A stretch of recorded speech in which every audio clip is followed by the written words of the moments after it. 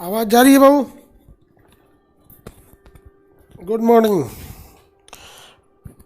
आप लोगों को ज्वालामुखी के बारे में बताए थे और ये सब बता दिए थे कि ज्वालामुखी कितने टाइप के होते हैं। ज्वालामुखी कितने टाइप के हैं भैया? ज्वालामुखी कितने टाइप के होते हैं? ज्वालामुखी होते हैं भाई 3 टाइप के। कितने टाइप के? 3 टाइप के। सुसुप्त,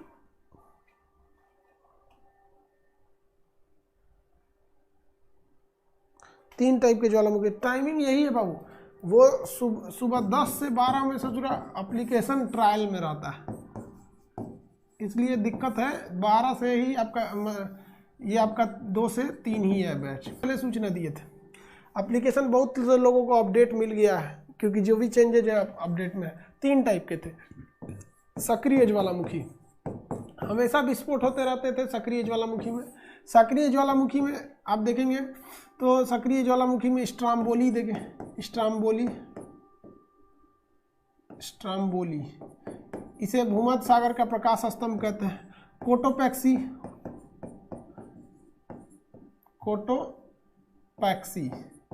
ये सबसे ज़्यादा दुनिया का सबसे ऊंचा ज्वालामुखी कौन सा है? कोटोपैक्सी, इक्वाडोर का। कोटोपैक्सी ज्वालामुखी दुनिया का सबसे ऊंचा ज्वालामुखी है। कहाँ का है भैया? तो ये इक्वाडोर का है। इक्वाडोर साउथ अमेरिका में आता है, इक्वाडोर का है कोटोपैक्सी। लेकिन अगर वही कह देगा आपका कि दुनिया में सबसे ऊंचाई पर स्थित ज्वालामुखी कौन सा होगा, तो ओजस डेल सलाडो, अर्जेंटीना में पड़ेगा ये। ओजस डेल सलाडो, ओजस डेल सलाडो, ओजस डेल सलाडो।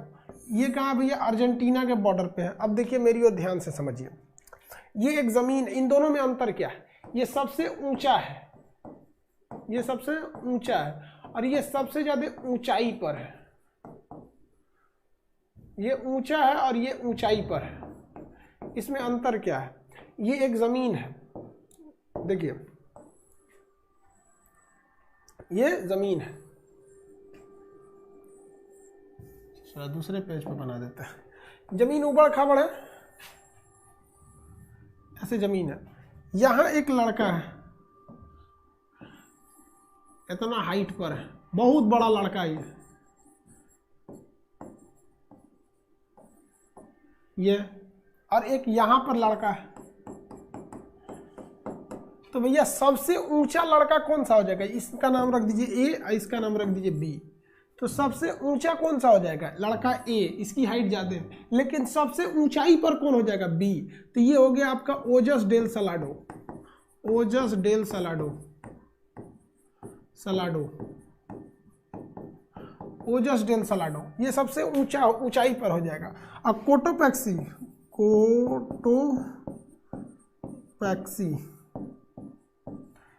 कोटोपैक्सी क्या हो जाएगा? ओजस डेल सलाडो में कोटोपैक्सी हो जाएगा आपका भाई, ये आपका दुनिया का सबसे ऊंचा ज्वालामुखी कोटोपैक्सी। ओजस डेल सलाडो सबसे ऊंचाई पर स्थित हो जाएगा। यही दोनों में थोड़ा सा अंतर हो जाता है, ये अंतर है। आपको मृत ज्वालामुखी बोले थे, आपको ढूंढ के लाने के लिए एग्जाम्पल, भारत में नारकोंडम मिल जाएगा, म्यांमार में पोपा मिल जाएगा, ईरान में कोहे सुल्तान और देवबंद मिल जाएंगे सब। ये सब कैसे है? सब मृत ज्वालामुखी है सब। मोना लोआ मिलेगा आपको कहाँ पर? हवाई द्वीप पर। ये कैसे ज्वालामुखी है सब? ये मृत ज्वालामुखी के श्रेणी में आएंगे सब। किसमें? मृत ज्वालामुखी के श्रेणी में आएंगे। कंसेप्ट बता दिए थे, पानी में गिर गया तो क्या कहते हैं? टफ। चने की तरह छोटा छोटा हो गया तो उसे क्या कहते हैं? स्कोरिया कहते हैं, स्कोरिया। पीडीएफ अपडेट अभी आप लोग को मिला नहीं होगा, बहुत लोग को एप्लीकेशन अपडेट नहीं मिला, इसलिए पीडीएफ भी अपलोड नहीं मिला आप लोग को। पोपा कहाँ पर है? म्यांमार में, म्यांमार में है, अफगानिस्तान। उसके बाद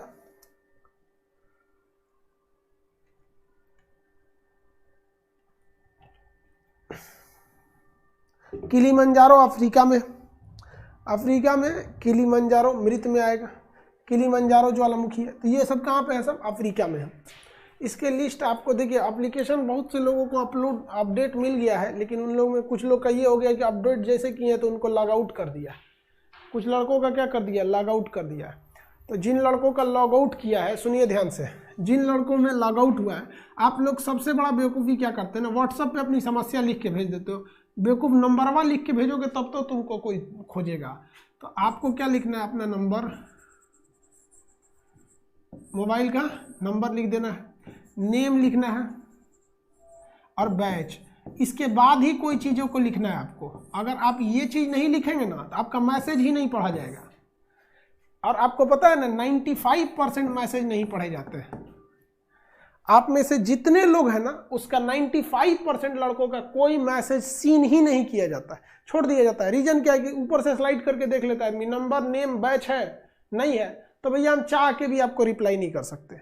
कि इसलिए कोई भी मैसेज करने से पहले अपना मोबाइल नंबर रजिस्टर्ड, ये नहीं कि सचुरा घरे का नंबर दे दे, चाहे जो ना से फोन पे बतियाता है तुम वो नंबर दे दे, उससे हमको कोई मतलब नहीं। रजिस्टर्ड नंबर, नेम, बैच, उसके बाद अपना प्रॉब्लम लिखो, तभी कोई भी सुनेगा, नहीं तो कोई नहीं देखेगा। हम कल देख रहे थे, संडे था, बैठ के कि भैया मैसेज इतना अनसीन क्यों है। तो देखिए भाई साहब, लड़का समस्या लिख रहा है हमारा ये है, अरे भाई साहब हम तुमको किस नंबर से कंसल्ट करेंगे, तुम उसका मोबाइल नंबर डाल रहे हैं तो उस नंबर से एप्लीकेशन ही नहीं है। तो अब इतना किसी को फुर्सत रहता है कि यहाँ से बैक कॉल आपको किया जाए। चलिए ध्यान दीजिए, इसलिए आप लोग कभी भी समस्या समझिए कि उधर वाला कैसे रिप्लाई करेगा आपको। आगे देखते हम लोग।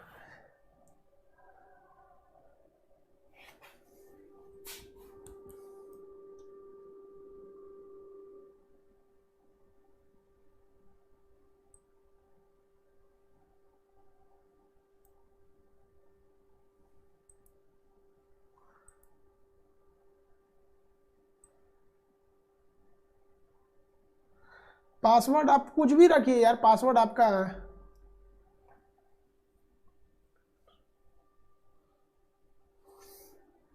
अब देखिए ध्यान से, आपके पीडीएफ जैसे अपडेट हो जाना चाहिए। अभी तो अपडेट किया गया है, देखिए जल्दी हो जाएगा, आज रात या कल तक, आज रात तक नहीं होगा।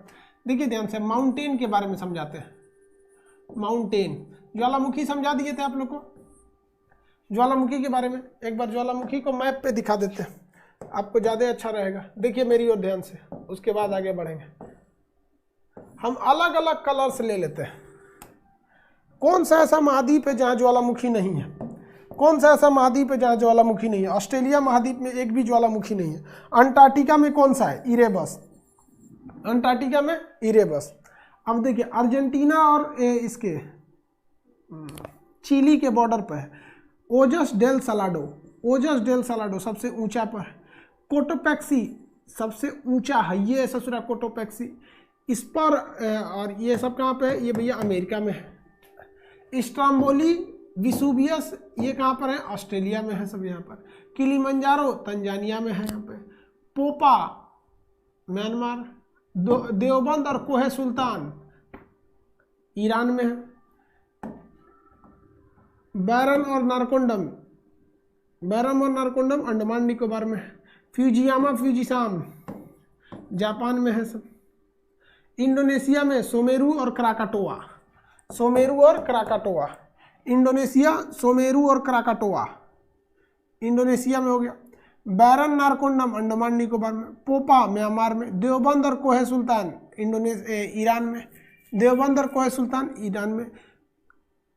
फ्यूजियामा फ्यूजिसाम जापान में। बेंजामियानी रूस, बेंजामियानी कहाँ पर है, रूस में है। बेंजामियानी कहाँ पर है, रूस में है। यह भैया बेंजामियानी। आगे देखिए बेंजामियानी कहाँ पे है, रूस में है बेंजामियानी। अब यहाँ देखेंगे आप लोग, इटली में कौन सा है, इटली में, तो भाई इटली में है आपका विसुवियस और स्ट्राम्बोली। ये नक्शा के हिसाब से भी देख सकते हैं हम लोग ज्वालामुखी को, ठीक है। हालांकि पीडीएफ में आपको लिखा हुआ है कंट्री बाई कंट्री। अब माउंटेन समझिए किसे कहते हैं, एक ऐसा ज़मीन जो पर्वत पहाड़ी यानी हिल और माउंटेन में अंतर समझिए। पर्वत किसे कहते हैं, पहाड़ किसे कहते हैं।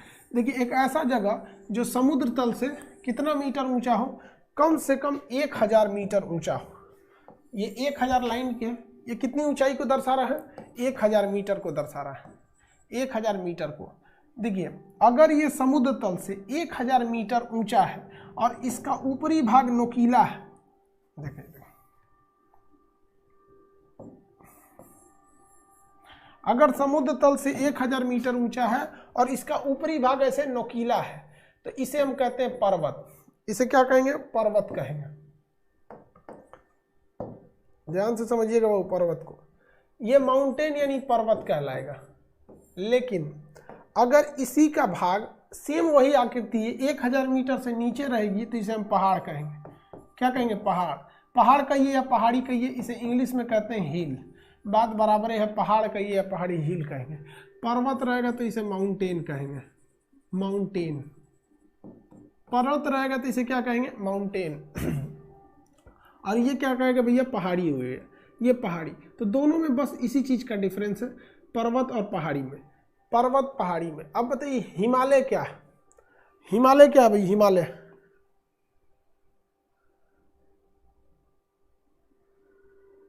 हिमालय का बताइए, हिमालय क्या आएगा?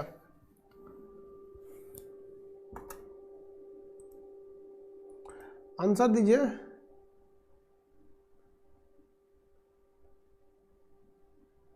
हाँ, हिमालय पर्वत में आएगा भैया, कुछ नहीं है हिमालय।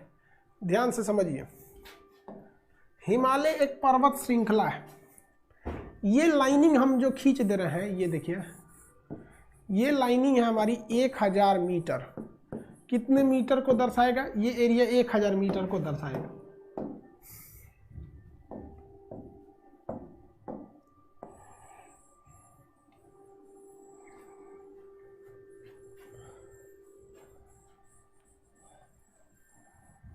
देखिए, अब यहां पे आप ज्यादा से अच्छे से समझ सकते हैं। अगर कोई चीज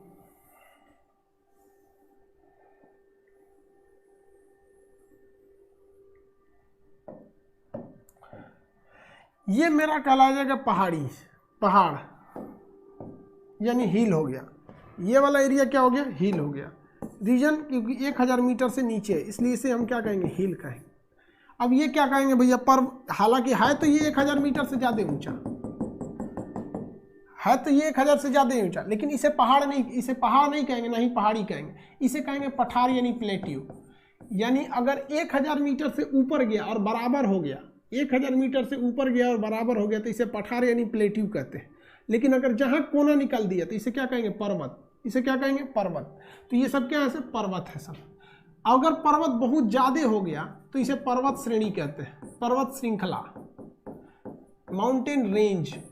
पर्वत श्रृंखला यानी माउंटेन रेंज। बहुत ज्यादा लाइन से है तो माउंटेन रेंज कहते हैं। तो बताइए बराबर है। इस माउंटेन रेंज की जो सबसे ऊंचा भाग होता है उसे हम कहते हैं चोटी। जैसे माउंट एवरेस्ट, हिमालय की बहुत सारी चोटियों में वो सबसे ऊंची चोटी है, सभी तरह के पीक में वो सबसे ऊंचा पीक है। तो देखिए 1000 मीटर से नीचे है, अगर कोना बना लिया तो उसे हम क्या कहते हैं? हिल। पहाड़ी, पठार हटा देते हैं, पठार बाद में पढ़ेंगे क्योंकि ये टॉपिक में भी नहीं है पठार।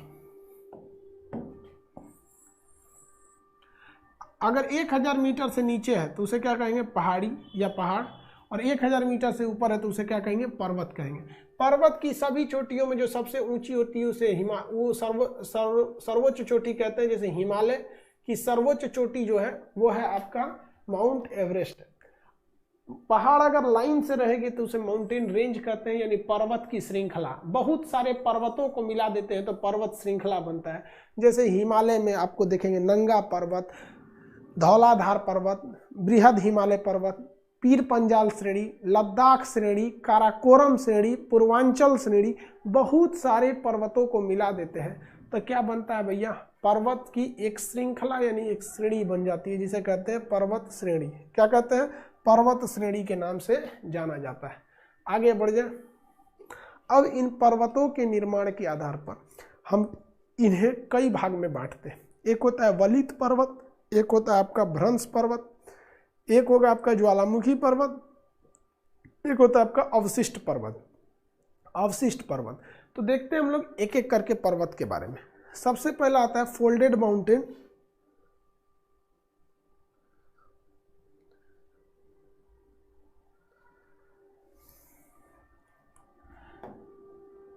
देखिए ध्यान से,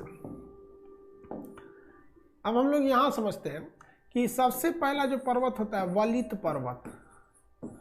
वलित पर्वत इसे हम लोग कहते हैं मोड़दार पर्वत।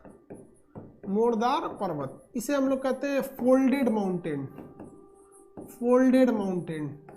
अब ये फोल्ड हो गया रहता है, जैसे आपको हम प्लेट टेक्टोनिक पढ़ा दिए, आपको ये बताए हैं कि अगर दो प्लेट हैं, क्या है, दो प्लेट हैं, और अगर आपस में टकराती है तो जो भारी प्लेट होती है, जो कौन सी प्लेट होती है, भारी प्लेट, वो नीचे चली जाती है, और जो हल्की प्लेट रहती है वो कहाँ चली जाती है, ऊपर। तो ये मान के चलिए हल्की प्लेट थी, ये कहाँ भाग जाएगी, ऊपर की ओर ऐसे खिसक जाएगी। हल्की प्लेट ऊपर की ओर खिसक जाती है, हल्की प्लेट ऊपर की ओर खिसक गई, और जो भारी प्लेट होती है, भारी प्लेट, वो नीचे की ओर दब जाती है। भारी प्लेट नीचे की ओर दब जाती है, भारी प्लेट नीचे की ओर दब जाती है। तो ये हल्का सा फोल्ड हुआ कि नहीं, मुड़ा कि नहीं मुड़ा, और ये हल्का सा ऊपर की ओर उठ गया। तो जो हल्का ऊपर उठ जाता है, तो ये हल्का वाला प्लेट ऊपर उठता है और मोटा वाला प्लेट नीचे चला जाता है। और जब ये नीचे जाता है तो स्टेनोस्फीयर में जाके ये नीचे में क्या हो जाता है भैया, मैग्मा बन जाएगा। क्या बन जाएगा, मैग्मा का रूप ले लेता है। और जब मैग्मा हो जाता है तो इसको ढकेलने लगता है, तो ढकेल ढकेल के क्या करता है, मैग्मा बनेगा तो इसको विस्फोट करके निकलने के लिए सोचेगा, तो ढकेल के क्या बना देता है, वलित पर्वत का निर्माण कर देता है। इसे पर्वत को हम लोग क्या कहते हैं, मोड़दार, क्योंकि ये हल्का सा इसमें क्या है, ऐसे मोड़ है, और ये नीचे की ओर मोड़ है। तो ऐसे पर्वतों को हम क्या कहते हैं, मोड़दार पर्वत। अब ये कोना जो दिख रहा है ना, ये बन जाता है आगे जाके मोड़दार पर्वत, क्योंकि प्लेट तो बहुत लंबे होते हैं सब। देखिए कैसे, यहाँ देखिए, इस कोना को ध्यान से देखते चलिएगा, इस कोना को हम पर्वत बना रहे हैं। देखिए, आपको जो कोना दिख रहा था, अब आपको पहाड़ लगने लगा है। जो कोना देख रहे थे हल्का सा उठा हुआ, वो पहाड़ लगने लगा है कि नहीं लगने लगा, यही हो गया भैया पहाड़। इसका पूरा का पूरा क्या हो गया, पर्वत हो गया सभी। जबकि आप दिखने में ये क्या लग रहा था, कोना लग रहा था, अभी ये हो गया पर्वत। क्या है, पर्वत। इसको अभी वापस हम रिड्यूस करके दिखाते हैं, आपको ये कोना लगेगा। देखिए, ये अभी छोटा हो गया,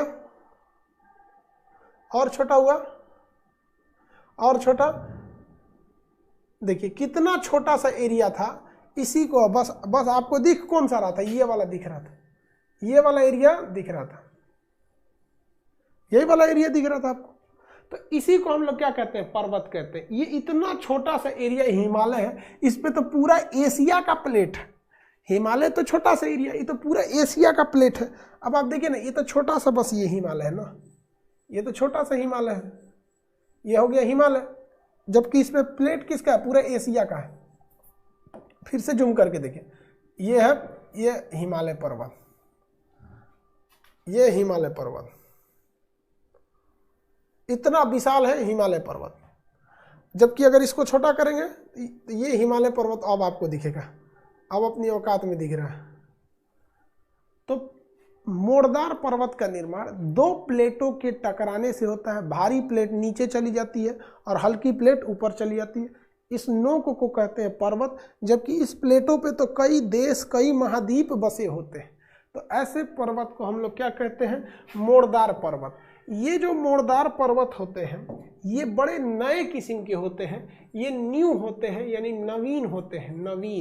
नवीन यानी मॉडर्न पर्वत होते हैं। मॉडर्न कहने का सेंस ये नहीं है कि ये फैशनबाज होते हैं।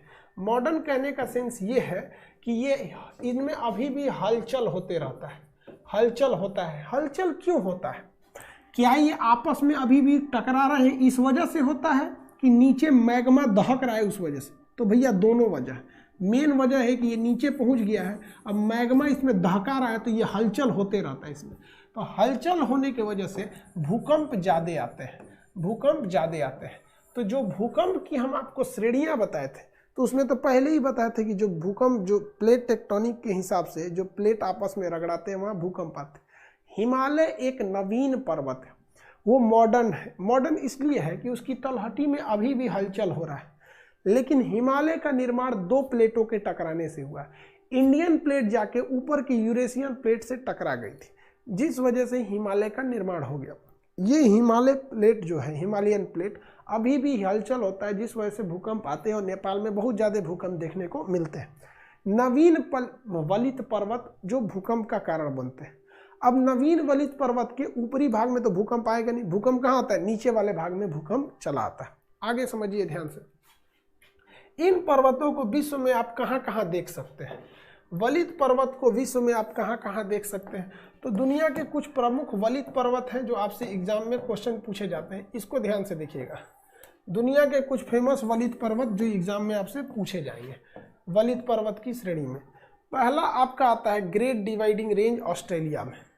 Great Dividing Range, Arakan Yoma, Himalaya, Kunlun Shan पर्वत, ये हिंदू कुछ नहीं आएगा वहाँ पे, कुल्लुन सान पर्वत आ जाते हैं सब यहाँ पे, आल्पस पर्वत आ जाता है, पिरेनीज आएगा, एटलस पर्वत, ड्रैकन्सबर्ग, एंडीज पर्वत श्रृंखला, रॉकी पर्वत। ये फेमस कैसे पर्वत है भैया? तो ये फेमस वलित पर्वत है, फेमस वलित पर्वत।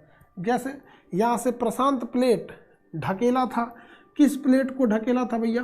तो वो ढकेला था अटलांटिक वाले ये दक्षिणी अमेरिका को। आपको पहले ही पढ़ाए थे कि समुद्री प्लेट भारी होते हैं, वो अंदर घुस गया जिस वजह से ये उठ गया, तो ये वलित पर्वत है। दुनिया का सबसे लंबा वलित पर्वत 7,000 किलोमीटर एंडीज, दूसरा सबसे लंबा 5,000 किलोमीटर रॉकी, तीसरा सबसे लंबा 2,500 किलोमीटर हिमालय। लेकिन हिमालय सबसे ऊंचा भी है क्योंकि इसका माउंट एवरेस्ट सबसे ऊंचा है। तो दुनिया के ज़्यादातर पर्वत वलित पर्वत है, दुनिया के ज़्यादातर पर्वत वलित पर्वत है, इसलिए ज़्यादातर भूकंप इन्हीं के सहारे आते हैं, इनके तलहटी में बसे देशों के सहारे आते हैं भूकंप। किसी को कोई दिक्कत नहीं है यहाँ पर। ये कौन सा है? Great Dividing range. तो पर्वत कई कैटेगरी के होते हैं, जिसमें पहला कैटेगरी हो गया मोड़दार पर्वत। पहली कैटेगरी हो गई मोड़दार पर्वत। किसी को फोल्डेड यानी मोड़दार में दिक्कत है, कहेगा मोड़दार पर्वत का निर्माण बिखराव से होता है या संकुचन से होता है, मतलब इसका कंप्रेशन से होता है, संकुचन से होगा या बिखराव से होता है। मोड़दार पर्वत का निर्माण संकुचन से होता है या बिखराव से होता है? संकुचन से या फिर बिखराव से? अरे यार कौन बोलता है बफरिंग हो रहा है? संकुचन से होता है।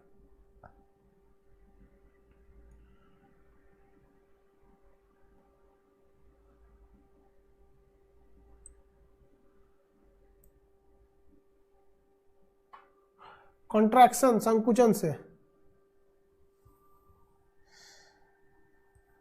संकुचन से होता है, बिखराव से नहीं होगा, बिखराव से नहीं होगा। किससे होता है भैया? संकुचन से होता है। मोड़दार पर्वतों का निर्माण संकुचन से हो जाता है, संकुचन से हो जाता है। दूसरा एग्जाम्पल, दूसरा टाइप का पर्वत देखते हैं। दूसरा पर्वत जो होता है वो होता है ज्वालामुखी पर्वत। ज्वालामुखी पर्वत, ज्वालामुखी पर्वत ध्यान से देखिएगा, ये दो टाइप का होता है। एक होता है सिंडर, एक होता है मिश्रित। मिश्रित, सिंडर और मिश्रित में क्या होते हैं सब देखिए। कोई ज्वालामुखी है और ये जो ज्वालामुखी है, इस ज्वालामुखी से अगर मैग्मा निकल रहा है तो ये मैग्मा ठंडा हो जाता है। मैग्मा निकल के क्या हो जाता है? ठंडा हो जाता है। और अगर इसमें केवल राख की मात्रा है तो इसे कहते हैं सिंडर, सिंडर शंकु। लेकिन इस राख के अलावे अगर इसमें चट्टान वगैरह भी बहुत ज़्यादा पाए जाएंगे, खनिज वगैरह पाए जाए, चट्टान पाए जाए, कोयला वगैरह पाए जाए, तो इसे कहते हैं मिश्रित। तो इसे मिश्रित शंकु कहेंगे जब इसमें चट्टान, खनिज, धातु, जीवाश्म ज़्यादा मात्रा में पाए जाए तो इन्हें कहते हैं मिश्रित ज्वालामुखी। और अगर ऐसा है केवल धूल वगैरह है, एक तो जैसा मिला हुआ है, धूल वगैरह ज़्यादा है सब, तो ये जो होता है इसे कहते हैं हम लोग, अगर धूल वगैरह ज़्यादा रहेगा तो इसे हम लोग क्या कहते हैं? सिंडर शंकु कहते हैं। इसे हम लोग क्या कहते हैं? सिंडर शंकु के नाम से जानते हैं। कौन से शंकु? सिंडर शंकु के नाम से जानते हैं। आगे बढ़े, सिंडर शंकु के नाम से। अब हम आपसे पूछते हैं साइज में बड़ा कौन सा होगा? साइज में बड़ा कौन सा होगा? पहले भैया इन दोनों को एक साइज का बना देने तो देख के कहेगा सर साइज में बड़ा कौन होगा?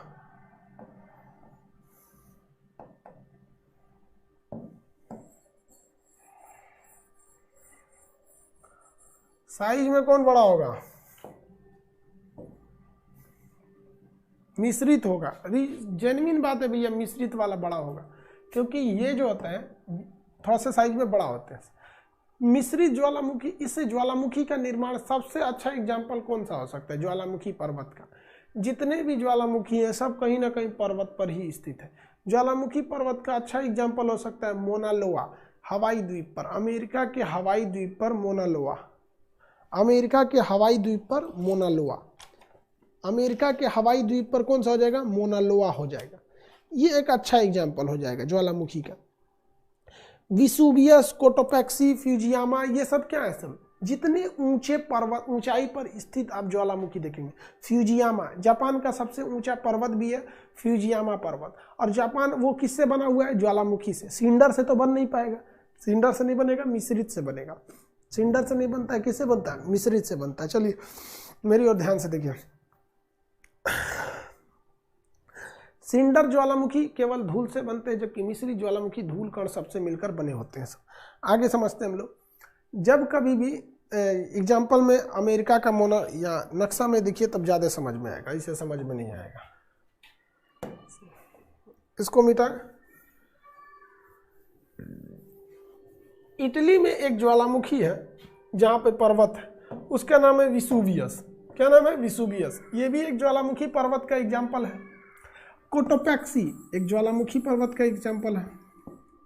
हवाई द्वीप का मोना लोआ एक ज्वालामुखी पर्वत का एग्जाम्पल है।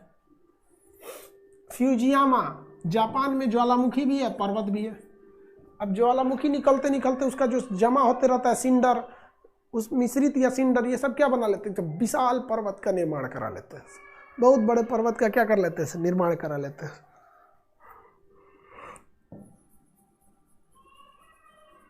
तो ये हो गया आपका कौन सा भैया, फ्यूजियामा। ये कौन सा है, फ्यूजियामा के भाई ये कौन सा है, विसुवियस, कोटोपैक्सी, मोना लोआ। ये सब ज्वालामुखी पर्वत की श्रेणी में आते हैं। सब ये सब की श्रेणी में आएंगे सर, ज्वालामुखी पर्वत की श्रेणी में आते हैं सर। तो पर्वत कितने टाइप का देखे, 2 टाइप का। कितने टाइप का, 2 टाइप का। 2 टाइप के पर्वत आप देख लिए। तीसरा टाइप का पर्वत देखते हैं हम। भ्रंश पर्वत का नाम सुने। तीसरा पर्वत देखिए, अवशिष्ट पर्वत। अवशिष्ट पर्वत, अवशिष्ट पर्वत में बचा हुआ पर्वत, अवशिष्ट पर्वत। ऐसा पर्वत जो होता है जो अब बर्बादी के कगार पर है, एकदम मतलब भयानक पुराना होते हैं सब। तो जितने अवशिष्ट होते हैं सब के सब बहुत पुराने, प्राचीन हो चुके रहते हैं। इनमें अपर्दन बहुत तेज होता है। अपर्दन इतना भयानक होता है, अपक्षय होता है, जिस वजह से ये क्या हो जाते हैं, सब बर्बादी के कगार पर आ गए रहते हैं सब। जैसे कोई पर्वत है, देखिए ध्यान से, ये कोई पर्वत है। इस पर्वत पर इतने ज़्यादा अपर्दन हो जाएंगे तो ये क्या हो जाएगा, टूट टूट के बर्बाद हो जाएगा। क्योंकि इसमें अपर्दन अगर बहुत पुराना है, जैसे अरावली पर्वत है, इतना ना पुराना है कि मानव ने उसको छोड़ा ही नहीं, बकोट वकोट के ख़त्म कर दिया। अरावली पर्वत, अरावली पर्वत को बकोट के ख़त्म कर दिया।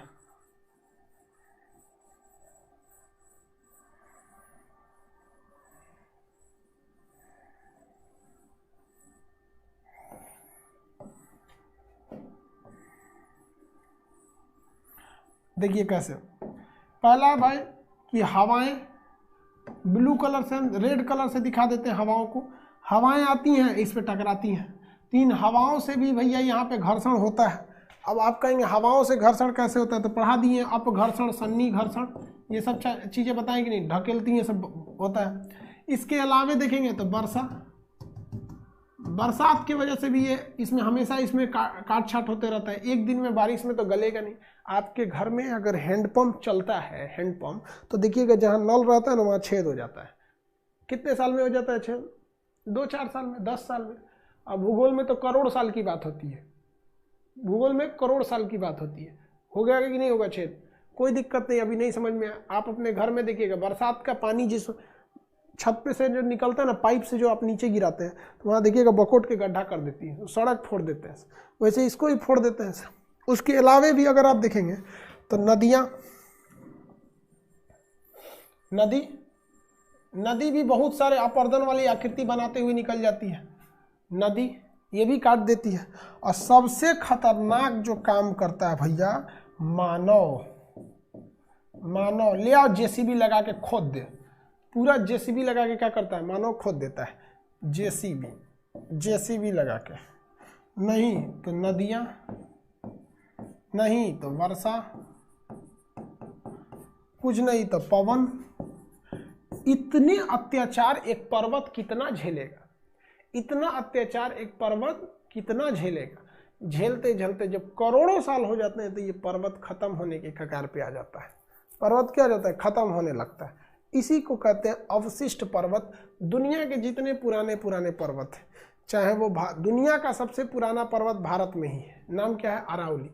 जब ये अरावली बना था तो बनने के समय में ये क्या था, एक वलित पर्वत था। बनने के समय ये एक वलित पर्वत था, लेकिन अरावली पर्वत को इतना न करोड़ों सालों से बरसात हो गई। पहले तो हिमेज में बरसात था, बारिश बर्फ गिरते थे वहाँ पर रेगिस्तान वाले में, जब आइस एज था। अभी आपको एज नहीं पढ़ाए, कैम्ब्रियम यूज, प्री कैम्ब्रियन, ये सब पढ़ाएंगे तो आपको एज बताएंगे। तो वो काट छाट होते रहता है। अरावली से बनास नदी, चंबल नदी, ये सारी नदियाँ निकल के काट छाट कर देती हैं। रेगिस्तान में हवाएं चलती है, धूल धक्कड़ उड़ा के लेके चली जाती हैं। तो जिस वजह से ये हो जाता है, आप अभी इसको नहीं समझे, आपको ये अनयूजुअल लगता होगा कि सर कौन चीज पढ़ा रहे हैं, एक पर्वत को नदी जैसी बारिश उरिश कैसे बर्बाद कर सकती है। तो आपको एक बात बताते हैं, आप अपने शहर मोहल्ले में कोई सरकारी बिल्डिंग देखिएगा, वो सरकारी बिल्डिंग में अगर कोई नहीं रह रहा होता है ना, तो 50 साल में वो सरकारी बिल्डिंग तबाह हो जाती है। उस पर घास भूस जम जाते हैं, सब छज्जा टूट के गिरने लगता है, कुछ अजीब होने लगता है। आप इस चीज़ को देखे होंगे। सेम वैसे ही समझ जाइए कि अवशिष्ट पर्वत होता है। जैसे आपने अवशिष्ट मकान देखा है, मकान देखे कि नहीं अवशिष्ट पर्वत का?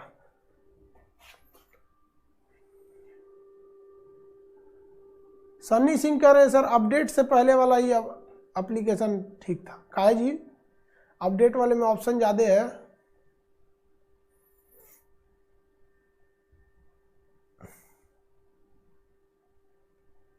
शिखर चोटी एक के चीज होता है। हाँ, सरकारी स्कूल का हाल यही है। अवशिष्ट पर्वत के एग्जाम्पल देखिए। अवशिष्ट पर्वत के एग्जाम्पल में आप देखेंगे अरावली, अपलेशियन,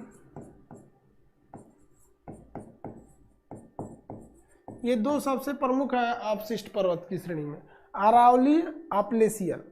ये अवशिष्ट पर्वत में बहुत ही प्राचीन है सब, और ये है यहाँ पे भारत में जाते हैं सब। यूराल पर्वत भी है, भारत रूस में है। यहाँ पर सरकारी स्कूल देख सकते हैं, सरकारी स्कूल,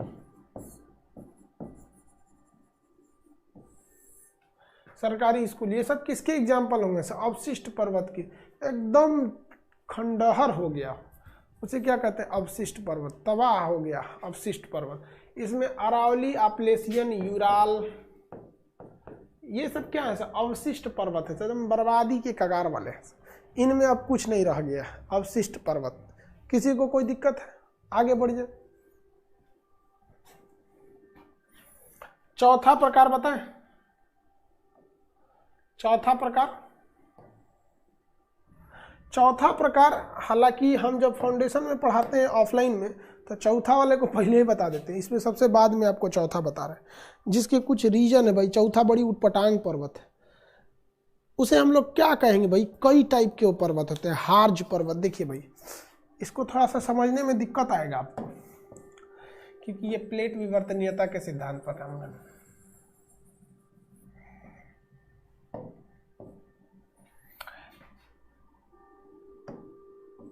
देखिए, आप प्लेटों के हिसाब से समझिए। यहां एक कोई प्लेट है, ये प्लेट, इसके बगल वाला भी एक प्लेट है, एक ये प्लेट देखिए, ये प्लेट है। इसका बगल वाला प्लेट जो है धंस गया है।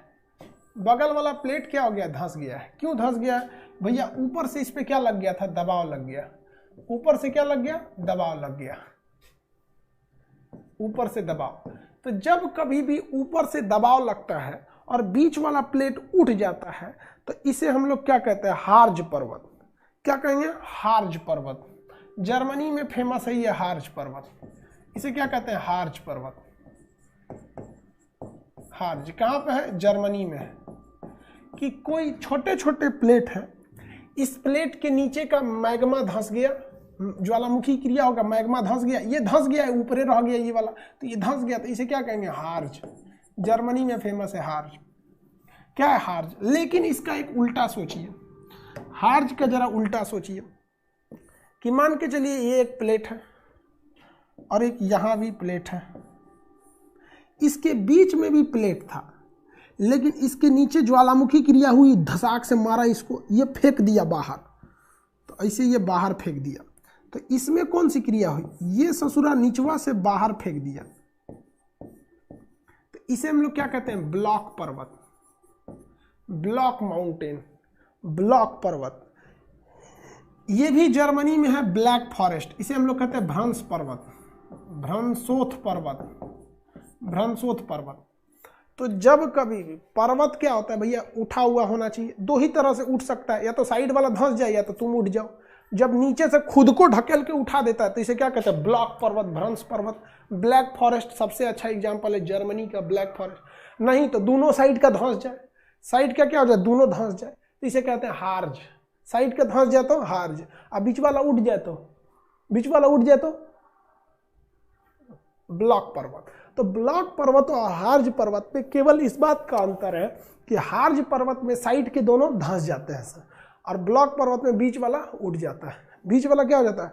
उठ जाता है। आगे बढ़ जाए, किसी को कोई दिक्कत? बीच वाला क्या हो जाता है? उठ जाता है। और साइड वाला, बीच वाला उठ गया ब्लॉक, साइड वाला धंस गया हार्ज। आगे बढ़े, दोनों में कोई दिक्कत है? हाँ भाई, दोनों तो एक ही जैसा दिख रहा है, लेकिन बनावट में ना अंतर है। अरे यार, दोनों एक ही जैसा दिख रहा है लेकिन बनावट में अंतर है। ये इसलिए उठा है कि बगल वाले धंस गए। नहीं समझा? नहीं समझा? समझो। नहीं समझा? सब देखिए ध्यान से, यहां एक आदमी है, यहां एक क्या है? आदमी है। ये आदमी कहता है कि तुम तीनों में से किसको पहले मरना है वो आगे आओ, जिसे मरना है वो आगे आओ। ये सोच रहा पीछे भाग जाएगा, पीछे भाग। ये आगे आया नहीं है, इसे आगे लाया गया है। तो ये क्या हो गया? ये हो गया हार्ज पर्वत। ये ससुरा साइड वाला हट गया। ठीक है, दूसरा एग्जाम्पल समझिए। ये अगर यही आदमी कहता है कि जो पहले आएगा आगे हम उसका बियाह करा देंगे, तो यह चाकसी चल आया, हमारा बियाह पहले करा देंगे, तो ये कौन सा हो गया? ब्लॉक पर्वत। क्या हो गया? ब्लॉक पर्वत। क्या हो गया? ब्लॉक पर्वत। तो दोनों में थोड़ा सा अंतर है। बियाह के लिए आगे आ गया, समझ में आ गया कि नहीं आ गया? वो सब नसीब वाला है, सब बच गया, सब समझ में आ गया कि नहीं आ गया? कह रहा है कि दोनों तो एक के जैसन दिखेगा। हाँ, धमाल मूवी में, वेरी गुड। वो एक पागला रहता है, दुका आदि नाम रहता, दुका नाम रहता है उसका, पागल रहता है, उससे सारा भंडे फोड़ देता है। जजंतरम ममंतरम में वो बहुत बड़ा आदमी बना रहता है। जजंतरम ममंतरम मूवी बहुत पुरानी है, उस समय हम लोग जवान थे लोग, तो बहुत जबरदस्त मूवी थी। आगे देखें, दोनों में अंतर समझ में आ गया? अब हम समझते हैं भ्रंश घाटी किसे कहते हैं। भ्रंश घाटी, भ्रंश घाटी क्या होती है? देखिए, जब दोनों साइड में पर्वत उठ जाए और साइड का एरिया धंस जाए तो उसे भ्रंश घाटी कहते हैं। जैसे देखिए, ये एक ब्लॉक भ्रंश घाटी बनाते हैं। ये एक क्या है? प्लेट है, और एक ये प्लेट है। ये बीच वाला धंस गया। दो रीजन हो सकते हैं, या तो ये जेन्युइन धंसा होगा इसे, एक ये हो सकता है, और नहीं तो एक और हो सकता है, एक और तरह से ये धंस सकते हैं।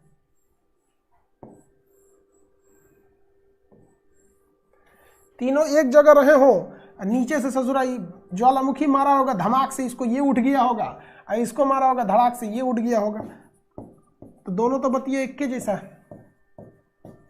अभी तक बीचवा वाला उठ रहा था, इसमें भी उठा, चाहे उठाया गया, लेकिन इसमें धंस गया, चाहे वो धंसा या धंसाया गया, इसे कहते हैं भ्रंश घाटी।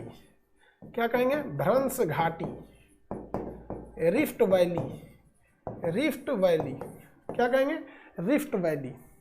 अगर बीच का हिस्सा धंस गया तो उसे भ्रंश घाटी कहते हैं, और बीच का एरिया उठ गया तो उसे भ्रंश पर्वत कहते हैं। धंस गया तो भ्रंश घाटी, उठ गया तो भ्रंश पर्वत। उठ गया या उठाया गया, धंस गया या धंसाया गया, उठ गया या उठाया गया। ये बताइए, उठ गया है या उठाया गया है? इसको हार्ज को बताइए, उठ गया या उठाया गया है? उठ गया है या उठाया गया है? उठ गया या उठाया गया है?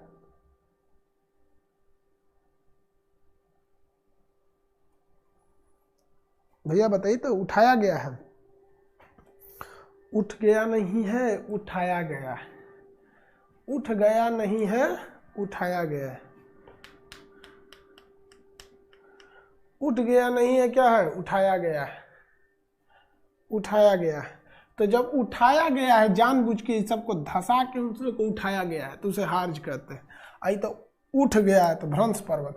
जर्मनी का ब्लैक फॉरेस्ट और जर्मनी का हार्ज पर्वत, ये इस भ्रंश पर्वत के उदाहरण है। भ्रंश घाटी क्या होती है? जब दोनों साइड में जमीन उठ जाए या बीच वाली धंस जाए तो उसे क्या कहते हैं? भ्रंश घाटी। क्या कहेंगे? भ्रंश घाटी। भारत में ऐसी भ्रंश घाटी देखने को मिलेगी आपको। भारत में ऐसी भ्रंश घाटी देखने को मिलेगी आपको। कहाँ देखने को मिलेगी बाबूआ? ये देखने को मिलेगी हमें भारत में। कहाँ? तो देखिए भैया, कहाँ? ये है हमारा विंध्याचल पर्वत श्रेणी, और ये हमारी सतपुड़ा पर्वत श्रेणी, उसके नीचे है अजंता पर्वत श्रेणी। ये है सब भ्रंश घाटी। इसके बीच में ये नर्मदा नदी, किसमें? भ्रंश घाटी में। ताप्ती नदी भ्रंश घाटी में। नर्मदा और ताप्ती किसमें जाती है? भ्रंश घाटी में। नर्मदा किन दो पर्वतों के भ्रंश में? तो विंध्याचल और सतपुड़ा। ताप्ती किन दो पर्वतों के भ्रंश घाटी में? तो सतपुड़ा और अजंता। सतपुड़ा और अजंता, तो दो पहाड़ों के बीच में। ये बताइए, ये भ्रंश घाटी है या नहीं है? क्या भ्रंश घाटी की नदियां डेल्टा बनाती हैं? क्या भ्रंश घाटी की नदियां डेल्टा बनाती हैं?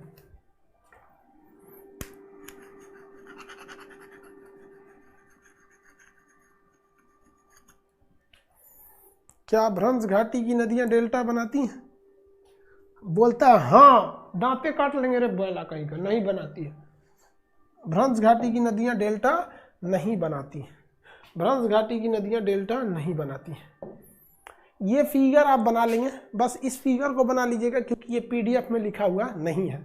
ये फिगर बना लेंगे क्योंकि ये पीडीएफ में लिखा हुआ नहीं है। ये बस ये वाली फिगर बना लेंगे आपको। अब नेक्स्ट क्लास कल करेंगे इसी टाइम पे। नेक्स्ट क्लास कल पठार बताएंगे इसी टाइम पर, 2 से 3। आज के लिए इतना ही।